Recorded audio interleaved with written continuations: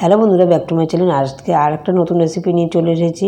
এটাকে ডাল মুটো বলে অনেকে, অনেকে আবার ডাল চানাচুর বলে।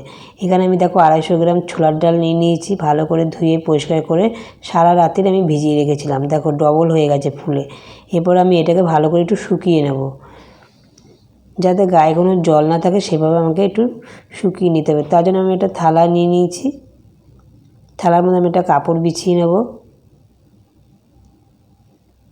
এবার ডালগুলো এর উপরে ছড়িয়ে দেব। কিছুক্ষণ পাখার তলে রাখলেই ডালটা শুকিয়ে যাবে হাওয়ার মধ্যে। কিংবা তোমরা এই কাপড়ের উপর বিছিয়ে আর একটা কাপড় দিয়ে একটু মুছে মুছে নিলেও ভালোভাবেই শুকিয়ে যাবে।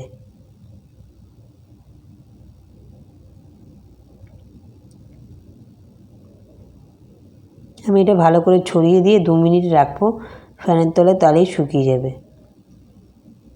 যাতে গায়ে কোনো জল না থাকে।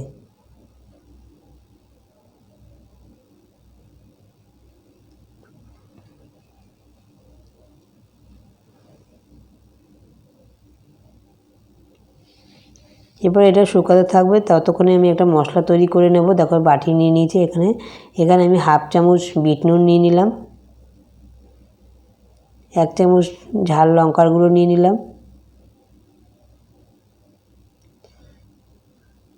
হাফ চামচ নুন নিয়ে নিলাম, আর হাফ চামচ ভাজা মশলার গুঁড়ো নিয়ে নিলাম। ভাজা মশলাটা দিলে না খুব সুন্দর একটা গন্ধ বেরোবে, ওই জন্য ভাজা মশলাটা এটার সাথে অ্যাড করে দিলাম। ভালো করে এবার মশলাটা মিশিয়ে নেব। তোমাদের যদি ভাজা মশলাটা না থাকে তোমরা এখানে জল জিরা দিতে পারো। ভালো করে মিশিয়ে মশলাটা এবার সাইড করে রাখবো। এবার দেখো ডালটা কিন্তু ভালোভাবে আমার শুকিয়ে গেছে। তাও একটু কাপড় দিয়ে একটু চেপে চেপে নিচ্ছি, যাতে জলটা কোনো রকমই না থাকে। একদমই ভালোভাবে শুকিয়ে গেছে। এবার থালার মধ্যে ঢেলে নেব।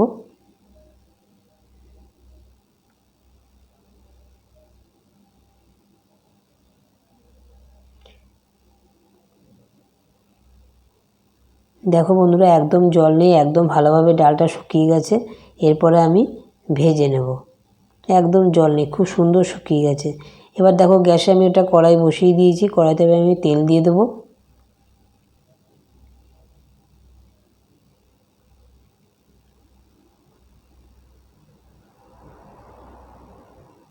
তেলটা ভালো করে গরম করে নেব। তেলটা কিন্তু একটু গরম করে নিতে হবে। গরম হয়ে গেছে তেলটা। এবার আমি ডালমুটগুলো ছেড়ে দেবো। দেখো ডালটা ছাড়ার সময় কিন্তু একটা ভালো ফেনা উঠবে, আস্তে আস্তে ফেনাটা কেটে যাবে।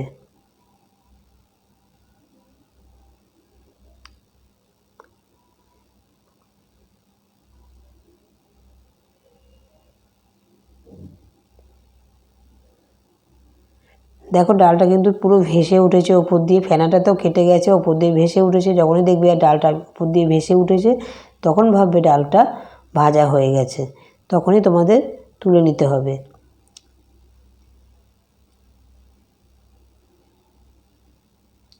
দেখো এবার আমি তুলে নেব। ডালটা ভাজা হয়ে গেছে। তেলটা ছেঁকে ছেঁকে আমি তুলে নেব। বাকিটাও আমি এইভাবেই ভেজে নেব।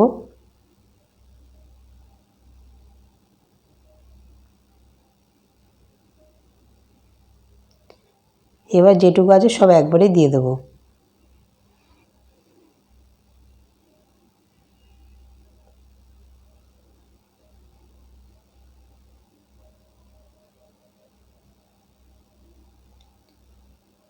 এবার যেহেতু সবগুলোই দিয়ে দিয়েছি আর নেই, এবার এর মধ্যে আমি বাদামটাও ভেজে নেব। বাদামগুলো আমি এর মধ্যে দিয়ে দিচ্ছি। একসাথেই বাদামটাও ভাজা হয়ে যাবে।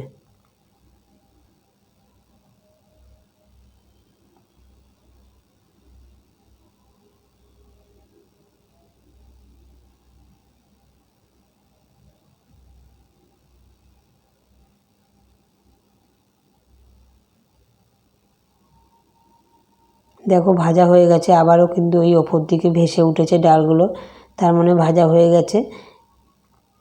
এরপরে আমি সব তুলে নেব।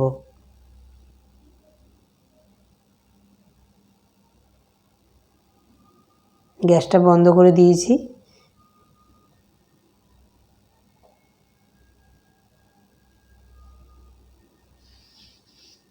দেখো বন্ধুরা কত সুন্দর ভাজা হয়েছে, কত কুড়মুড় করছে, মচমচে একদম। এরপরে আমি গরম অবস্থায় কিন্তু মশলাটাকে মিশিয়ে দেবো। মশলাটা কিন্তু গরম অবস্থায় মিশাতে হবে, ঠান্ডা অবস্থায় মেশালে হবে না। আমি পুরো মশলাটাই দিয়ে দেবো, ঝালটা তোমাদের পছন্দ মতো দেবে।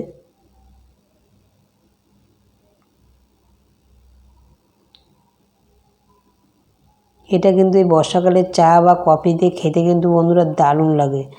এই বিকেলবেলা যখন ঝিমঝিম করে বৃষ্টি পড়বে তখন চা দিয়ে কফি দিয়ে এই ডাল চানাচুরটা খেতে কিন্তু দারুণ লাগে।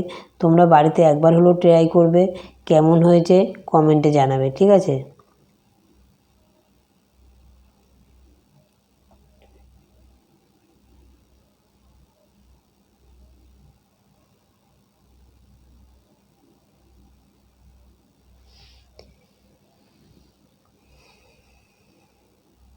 দেখো বন্ধুরা ডাল চানাচুরটা কত সুন্দর লাগছে দেখতে।